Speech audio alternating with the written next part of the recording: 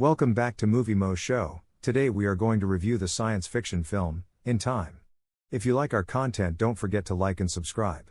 We post multiple times daily. Spoilers ahead. The situation of the globe is described in a voiceover. A place where time is used as money. With the help of technological advancements, people can stop aging at the age of 25, but there is a catch. After they are 25, they are genetically modified to only live another year. You can make more money at work, but you have to sell your time in exchange for commodities and other services. You pass away once your time is over. Young Will Salas, Justin Timberlake, resides in Dayton, a destitute neighborhood in the southwest of the United States. He makes barely enough money to get by each day while enjoying time with his ageless mother, Rachel Salas, Olivia Wilde. She has 2 days of work in the garment area and is 50 years old. She gives Will 30 minutes for lunch. When she returns, they will have a party. On their arms is a glowing green digital clock that is counting down. Will is kind and readily grants Maya, a young beggar girl, 5 minutes. He purchases a coffee on the way to work. The cost has suddenly increased. They pass by dead bodies in the streets as they commute to work. Will creates glossy cassettes at a metal stamping facility. After his shift, he discovers his pay has decreased and quotas have increased.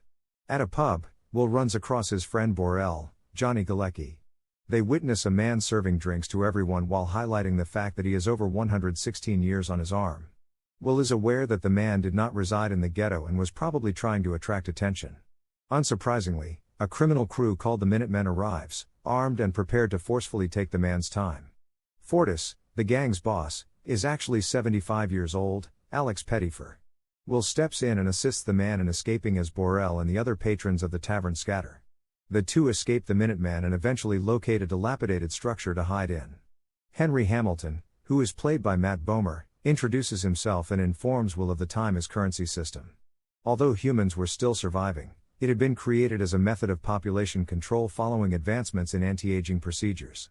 Lower wages and inflation were implemented in order to maintain population control. The rich could live far longer than average and effectively became immortal as a result of this currency system, whereas the poor perished. Will informs him indignantly that the rich essentially did not deserve their time since Henry is bored of living for so long. Henry is informed that he doesn't want his time. Will offers to stay with the depressed man until the morning because he doesn't want to leave him. Henry spends time with Will while he sleeps around daybreak. With 116 years of time and a warning telling him not to waste it, Will awakens by himself. Will notices Henry sitting on the brink of the bridge via a window and believes the man intends to hang himself. As Henry's time runs out and he falls into the storm drain channel, he jumps out to stop him but barely misses him. When Will sees that he is being recorded by street cameras, he immediately hurries back home. Will introduces Borel to his family and demonstrates his new time to him. Will gives Borel 10 years as a token of gratitude for being his friend for so many years. Borel cautions him that having that much time in Dayton would result in his death. Will wants to visit New Greenwich with his mother. At a Weiss ATM, Rachel repays a 2-day loan. She wants to get on a bus to go home, but the fare is now 2 hours, and she only has 90 minutes left. She's in a rush and must flee. Will notices a problem while waiting for the bus at the bus stop and immediately dashes to Rachel.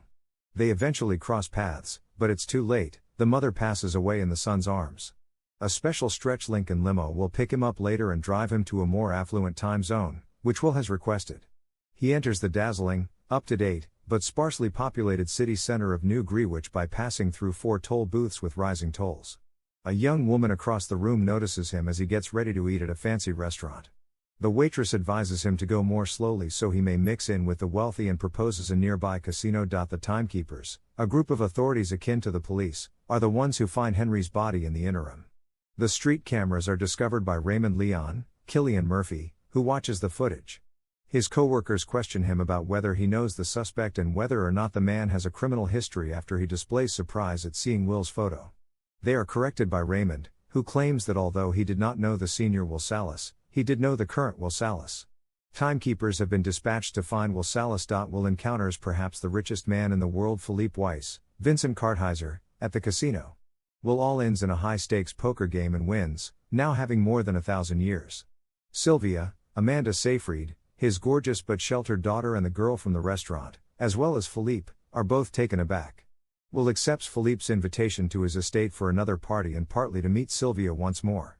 He buys a Jaguar E-Type and heads to the Weiss estate on the seashore knowing that he needs to be ready. There, Philippe reintroduces him to Sylvia as well as his mother-in-law, Michelle, Bella Heathcote, and wife, who all share the same appearance of age due to their affluent upbringing. Guards constantly track the women, but Will is able to persuade Sylvia to let loose and have fun despite this. Sylvia agrees since she feels oppressed by her father and his soldiers. The two then go skinny dipping in the water. Sylvia acknowledges that she often wishes she could do something stupid and outrageous. However, Philippe had always placed restrictions on his family, and sure enough, he soon goes hunting for her. When the timekeepers show up and confront Will, Sylvia and Will are able to redress and look respectable. They don't believe Will's story, so Raymond takes back the 1,000 years at random. Indicating that he knew Will's father, Raymond then departs. Will repels the other timekeepers while holding Sylvia captive and flees the home. Raymond makes a commitment to finding them, even if it means accepting personal risks that other timekeepers shied away from. After a car pursuit, Will is able to divert Raymond's attention, and he flees with Sylvia, who begs to be released, back to the countryside.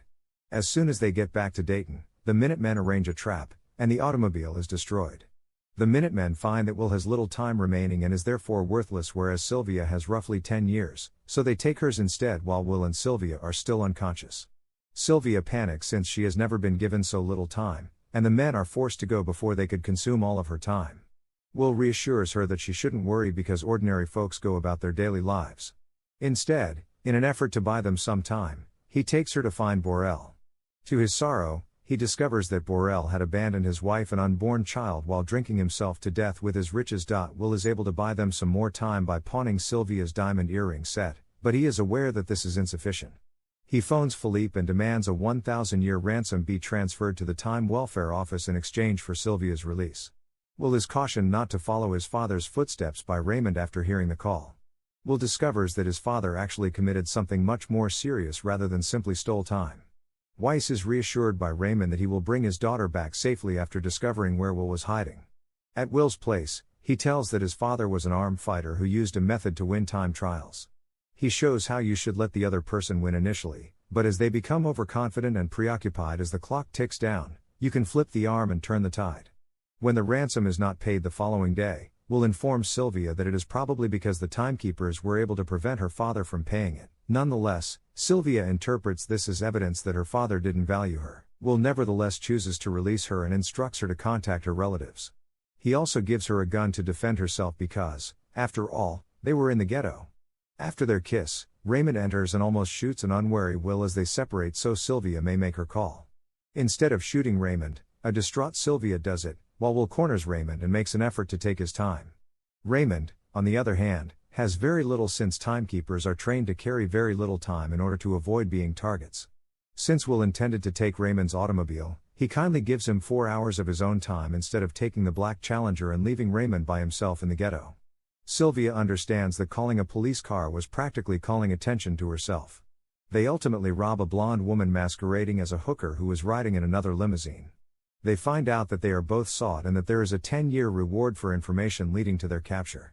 Philippe tells his business associates that his daughter will not cause the current economic system to collapse as he studies a big map of the world with colored lights and numbers. Thank you for watching and don't forget to like and subscribe.